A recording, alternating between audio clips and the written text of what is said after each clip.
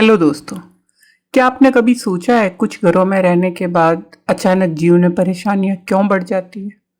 निर्णय कमजोर हो जाते हैं, मन अशांत रहने लगता है और मेहनत के बावजूद परिणाम नहीं मिलते। अक्सर हम इसका कारण किस्मत या परिस्थिति को मान लेते हैं, लेकिन वास्तुशास्त्र कहता है घर और भूखंड की ऊर्जा हमारे जीवन को गहराई से प्रभावित करती है। आज के इस वीडियो में मैं आपको सरल शब्दों में समझाऊंगी कि भूखंड, दिशा और सड़क आपके जीवन पर कैसे असर डालता है।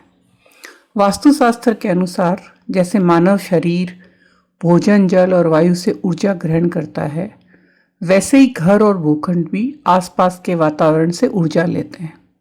अगर भूमि की ऊर्जा संतुलित है तो घर में शांति, स्थिरता और प्रगति आती है। लेकिन यदि भूखंड में दोष है तो उसका असर सिर्फ दीवारों तक ही सीमित नहीं रहता, वह मानसिक स्थिति, निर्णय क्षमता, आपके रिश्ते, आपकी फाइनेंशियल स्थिति पर प्रभाव डालता है। अक्सर लोग सोचते हैं कि दोष घर बनने के बाद असर करता है, लेकिन सच यह है कि भूखंड का दोष निर्माण के समय ही दिखने लगता है। जैसे कि कई बार बार काम का रुक जाना, सामान का बेकार होना, मजदूरों और कारीगरों की समस्या होनी, उनके साथ दुर्घटना होनी, बिना कारण देरी और खर्चा ज़्यादा। ये सब संकेत बताते हैं कि भूमि की ऊर्जा संतुलित नहीं है। अब बात करते हैं सबसे महत्वपूर्ण विषय की, दिशाएं। दक्षिण पूर्व अग्निकोण, ये दिशा जुड़ी होती है ऊर्जा, क्रिया, गति।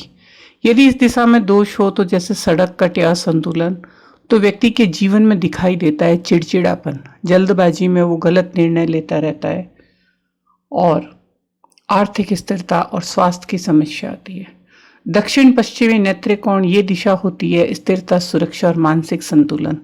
अगर यहाँ दोष हो तो सीधा असर होता है घर में अशांति, निर्णयों में भ्रम, रिश्तों में तनाव, धन या संपत्ति की हानि।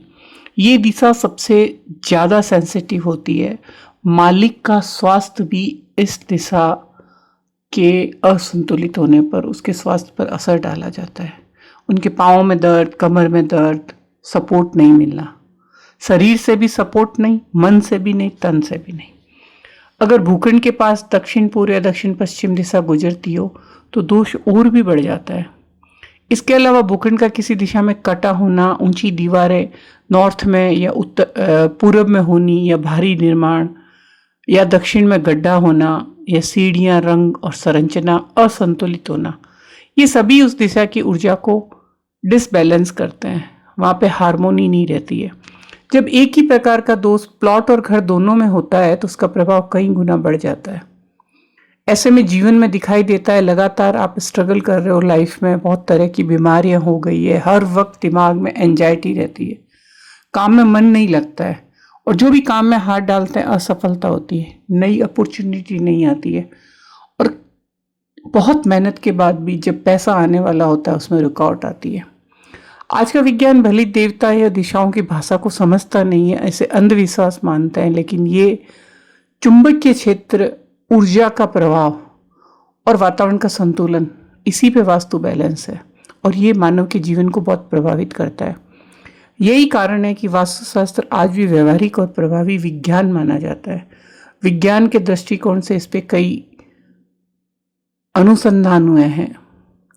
वास्तु का उद्देश्य डर पैदा करना नहीं है, इसका उद्देश्य समझ और संतुलन और समाधान कि यानी आपको जिंदगी में, आपके घर में, आपके स्वास्थ्य में कहीं कोई प्रॉब्लम है, उसे आप समझें, कहाँ क्या दोष है, उसमें उसको बैलेंस करें और फिर उसका समाधान करें।